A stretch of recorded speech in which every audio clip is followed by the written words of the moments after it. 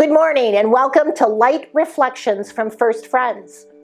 We are glad you have chosen to join us for this virtual worship service and hope you find it beneficial to your spiritual journey.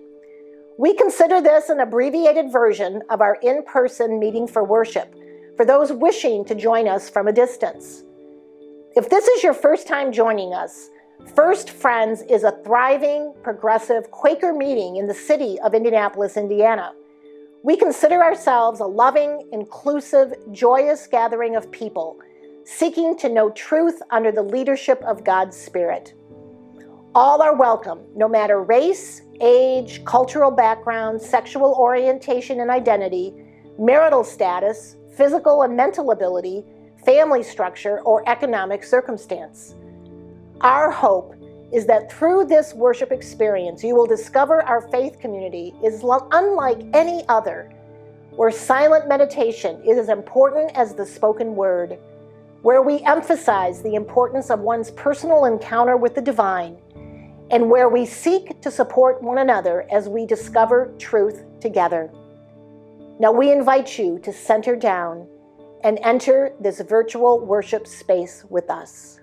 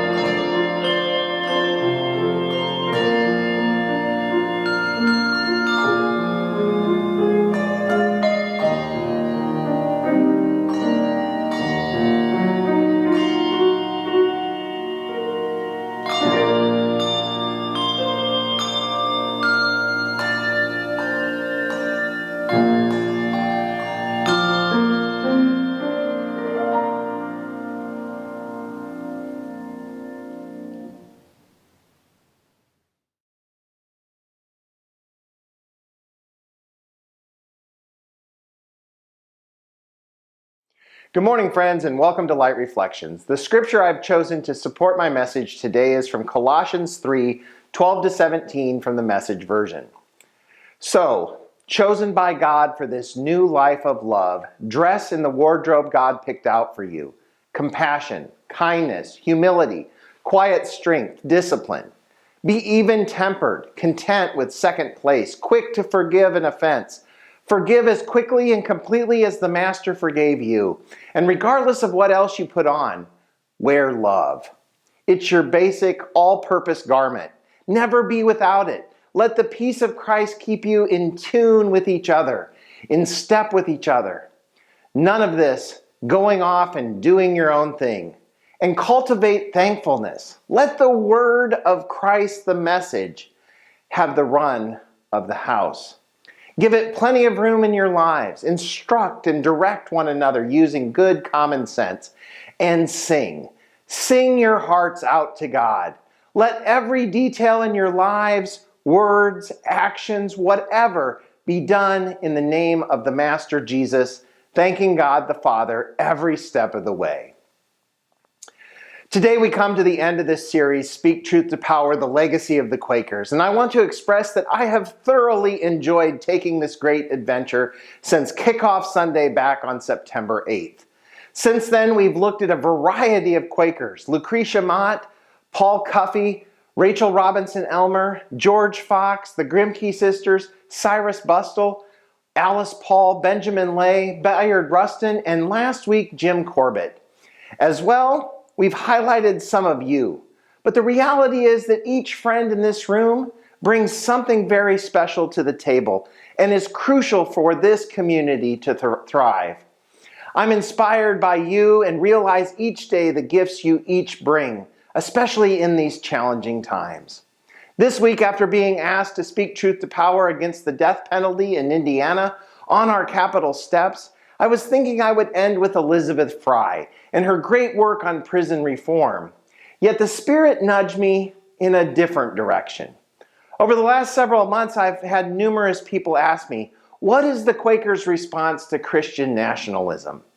People from outside of Indiana, Quakers and others, and several of you have been contacting me and referencing that I and our meeting are on the front lines. So what am I saying to our meeting? How am I addressing this growing concern in our state and country? Now, I'm going to be honest. I've often kept the conversation behind closed doors and in one-on-one conversations. Anything that is said could have people offended, people angry, people asking for my job. Yet, in the tradition of that great list of Quakers we have already heard from, this is a subject that needs our attention, some education, and ultimately a lot of open dialogue together. As I said a couple weeks ago, First Friends needs to be a safe place for everyone and a place for us to have these important conversations. I sense this final message should address this subject as we soon will turn our attention to the coming hope and peace and love and joy of Christmas, which may afford us an opportunity during this season to ask ourselves some difficult queries, to do some soul searching, to come together and open our ears to listen to what the divine may be saying to us as friends and citizens of this country.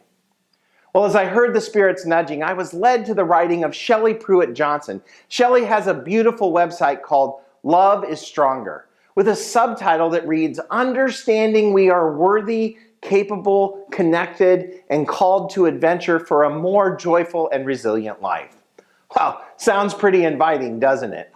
Well, it has been just what I needed in the last couple of weeks. And as she describes on her site, Shelly is a philosopher, an educator, an author, an artist, and as you will soon hear, she's also a Quaker. What I found surprising when returning to her site while researching this message was an article she wrote titled, Why I Am a Christian, but Not a Christian Nationalist. I was a bit surprised that she was addressing this subject and read it through several times, and her words were not what I expected to read. Rather, it was very personal and relatable. I realized rather quickly it was how I wanted to broach this difficult subject with you, my friends. I know some of you are probably already concerned and maybe wanting to walk out, but I encourage you to stay and listen. Early in the week, I reached out to Shelly, and on a whim, that she might give me permission to read her story. And graciously, she responded and granted me permission. In our correspondence, Shelly said, I really did try to express the personal side of it, the struggle with Christian nationalism, that is, with my own story. So I'm glad that came out. Now, just as I've done throughout this series, I want to share with you friend Shelly Pruitt Johnson's story. Please remember, these are her words. So let me tell you first why I'm a Christian. I'm a Christian because when I was about 8, I realized that I was fighting with my brother all the time. Weirdly enough, I didn't want to fight with him anymore, but I felt like I couldn't stop. In fact, I felt full of anger at my brother for the silliest of reasons. Namely, I was older than him, and I thought I knew a lot more. But he wouldn't admit I was right most of the time. And that made me mad, so I was mean to him. A lot. This was typical sibling rivalry. But I didn't like my anger, and I wanted to be a kinder, more loving person. My family attended church regularly, and my grandpa Clark was a pastor. And both my church teachers and grandpa said that if you gave your life to Jesus, he would change your heart. So I dedicated my life to Jesus, and I can't say the change was immediate, but I did change. I started praying a lot and asking God for help, and slowly but surely over the years, I became a kinder, more loving person. Update. By the way, my brother and I get along great and have for decades. Well, my faith in God became a steady anchor for me. It still is. I'm a person who regularly has what some folks call peak religious experiences. By this, though, I mean that I regularly have vivid encounters with God's love. I don't ever hear voices or see visions in these experiences. Rather, I feel a strong sense of goodness and peace and love that feels as deep and wide as the universe. And it always helps me be kinder, compassionate, and more respectful of myself and others. It helps me live a good and joyful life. So if I had to say in a nutshell why I'm a Christian, it's because becoming a Christian helped me connect to the love in the universe. This love is the light of God.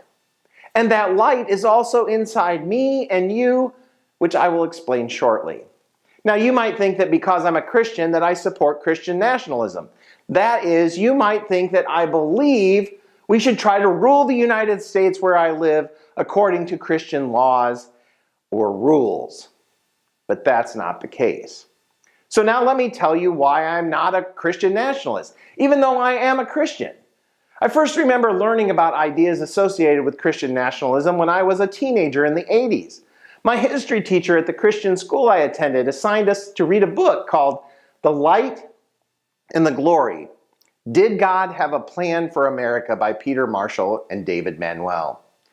Well, the basic gist of this book is that God led Columbus, as well as the early Puritans and Pilgrims, to sail to North America and create a city on a hill. It would, in essence, be a Christian nation. I vividly remember reading this book and thinking that the stories in it were interesting. But I also remember feeling concerned about some of its content. My concerns might make more sense if I tell you a little bit about my family heritage.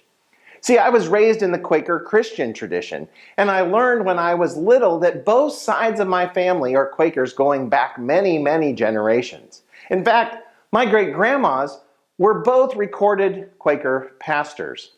If you know me personally, you probably already know I'm a Quaker because I tell everyone I'm a Quaker. Usually within the first couple of months, I know someone.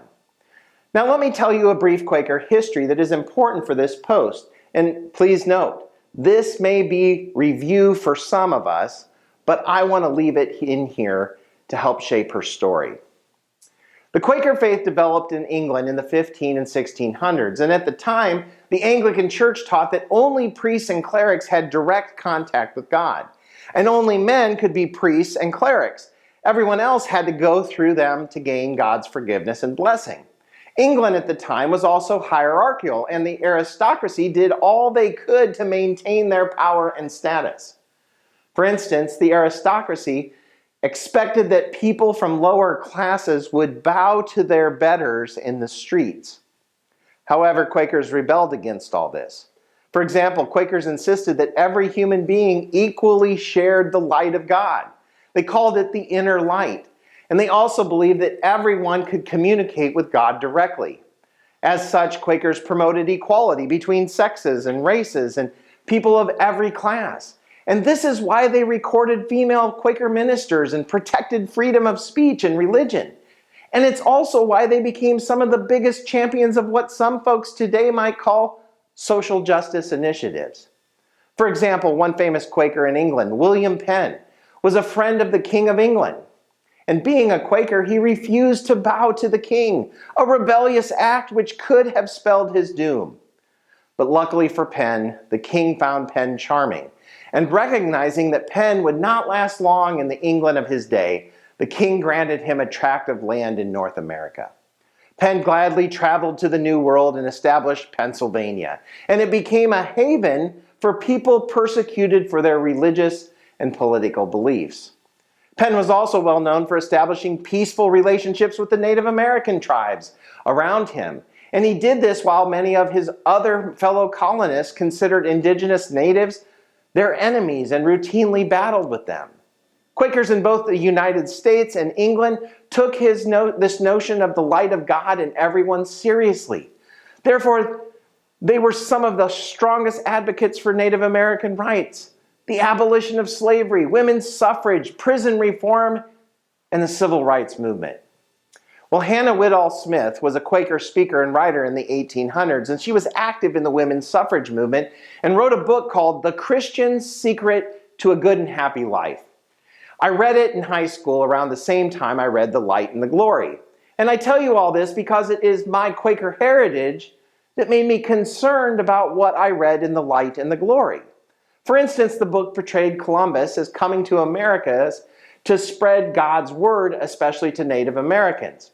And I'm sure Columbus did have these intentions at least some of the time, but growing up, I also knew that Columbus and his men enslaved many indigenous Americans and treated them cruelly.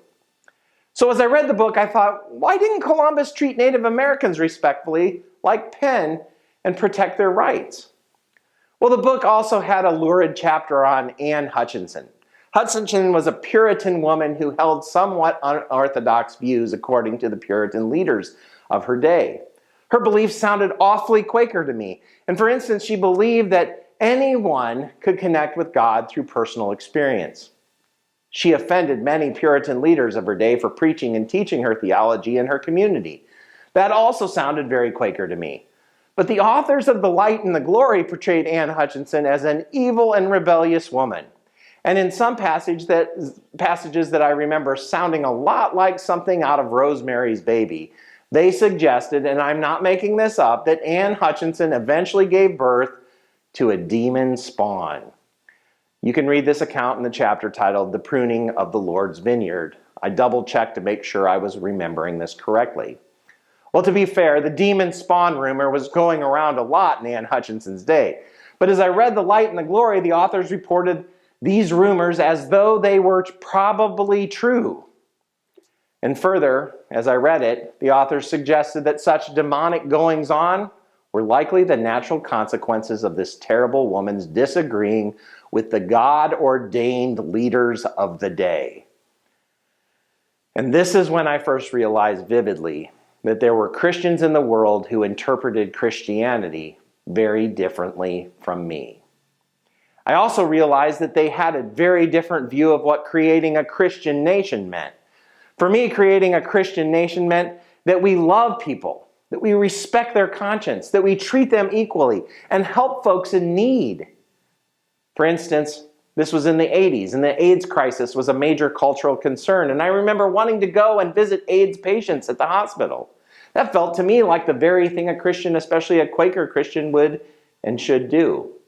At this time, I was also especially concerned about poverty and homelessness, and I thought, okay, look, solving this problem is easy. There's a lot of food and money around. You just make sure everyone has enough food and a home to live in. There were also a lot of Mexican immigrants living in a nearby city, and I often heard people speak derogatorily of them. This greatly troubled me because growing up, one of my neighbors and my best friends was a boy from Mexico. My friendship with him made me especially concerned about these prejudiced remarks. Such experiences made me feel like white Christians had to learn to reach out to the Mexican community and work to decrease their own prejudice. All these concerns seemed, in my thinking, to flow logically from what it meant to be a Christian. But these weren't the ideas I read in books like The Light and the Glory. And as I got older and I read more about Christian nationalism, I was often perplexed. It seemed to me that folks in the Christian nationalist movement promoted beliefs and practices that were the opposite of those Christ exemplified. For instance, people in the Christian nationalist movement tend to focus on things like forcing people to pray in school, public schools, and putting up Christian monuments in public spaces. In addition, they advocate laws that punish people for violating certain scriptural commands, the way they interpret these commands. Such goals struck me as odd because they seem to focus on forcing people to do or say things rather than loving them. But it always seemed to me that the heart of Christianity is love, not force. There's another history lesson from my teens that helps to explain this discrepancy between different Christian religious beliefs. I loved studying history in high school, and one of the most interesting periods of history we studied was the Protestant Reformation. I loved learning about how Martin Luther got fed up with the abuses and greed of the Catholic Church of his day, selling indulgences. So he decided to call them on it. And as a result, he wrote 95 points of disagreement with the church, the 95 Theses, and he nailed those theses to the cathedral door of his hometown. And this sparked a massive reformation in which people argued that everyone had direct access to God. As such, reformers argued that people didn't need priests to talk to God for them. Furthermore, reformers believed that everyone could read the Bible and interpret it for themselves. Well, the Quaker in me loved this story, but sadly, I also learned that the Protestant Reformation descended into years of religious wars. And during these wars, people fought bloody battles over doctrine and theology. Ironically, many champions of the Protestant Reformation often became intolerant of religious dissent themselves. For example, many Christians, including Puritans in the early American colonies, labeled Quakers religious heretics. Some Quaker women were even accused of being witches and were executed. And this illustrates one of the primary reasons I'm concerned about Christian nationalism. If we were to make the United States a Christian nation, what kind of Christian beliefs would we try to establish? After all, Christian nationalists don't appear to promote historical Quaker Christian beliefs, nor do they promote the beliefs of the Quaker churches and colleges of my youth. In addition, they don't appear to promote the beliefs of the Baptist church I attend on Sunday, nor do they reflect the beliefs of the Baptist college at which I teach. And they don't reflect the spiritual community I attend during the week, among whose members are Catholics and Christians from several other denominations. And Christian nationalists don't reflect the beliefs of the Methodist churches or the new monastic community I've attended in the past, nor do they reflect the Presbyterian graduate education program I attended. This list represents a wide variety of Christian people that Christian nationalists do not represent.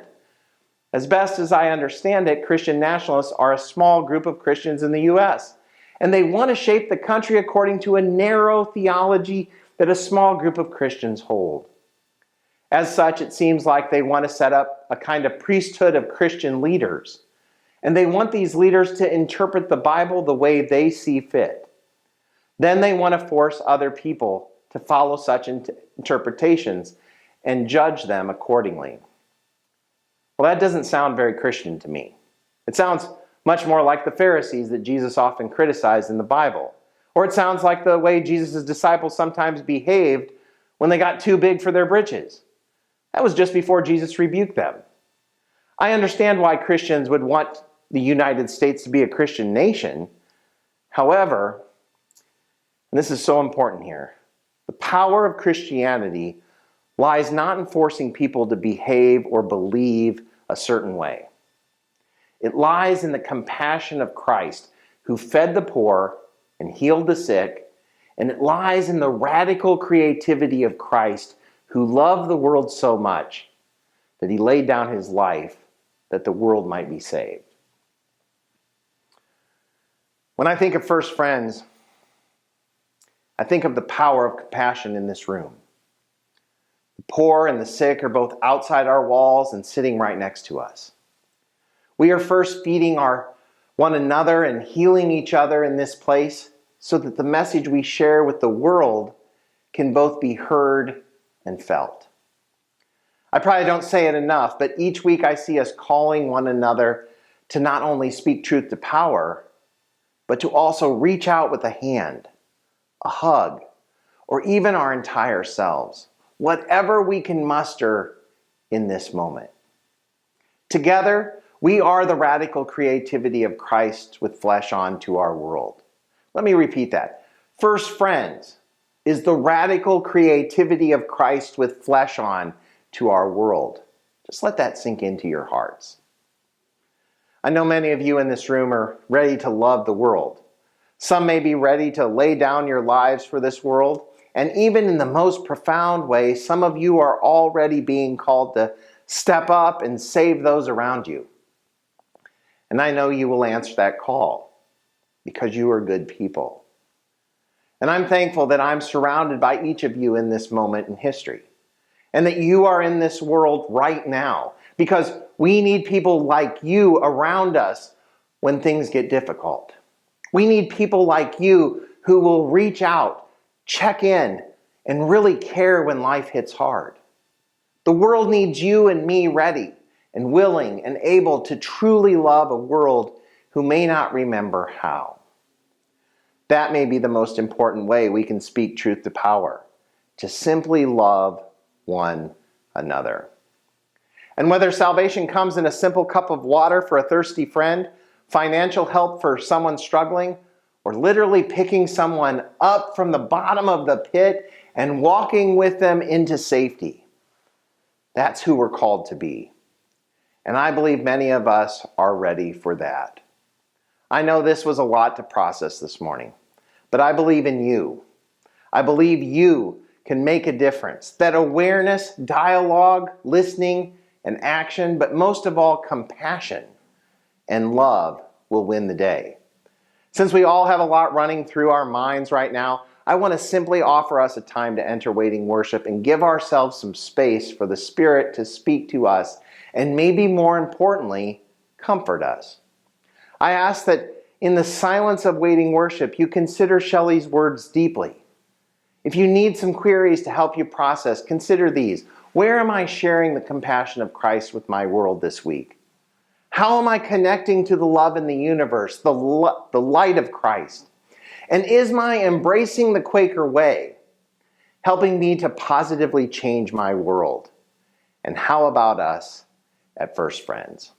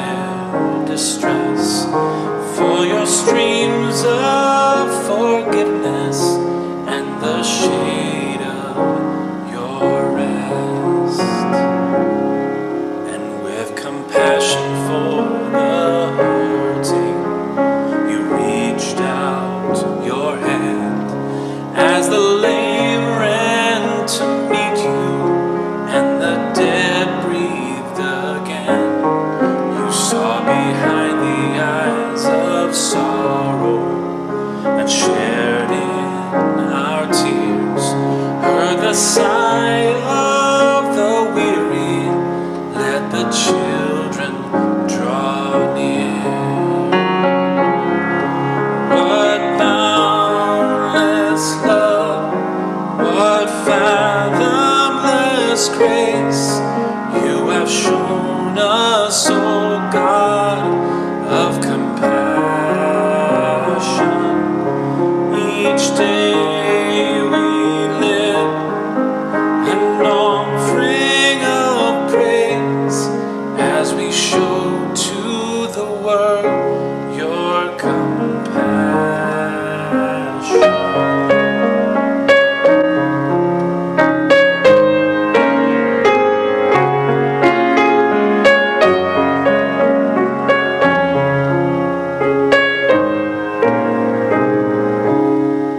How beautiful the feet that carry this gospel of peace to the fields of injustice and the valleys of need, to be a voice of hope and healing, to answer the cries of the hungry and helpless with the mercy of Christ.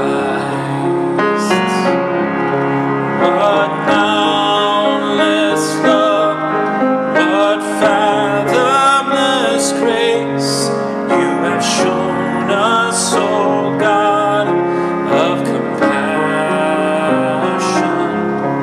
Each day we live an offering of praise as we show to the world your compassion.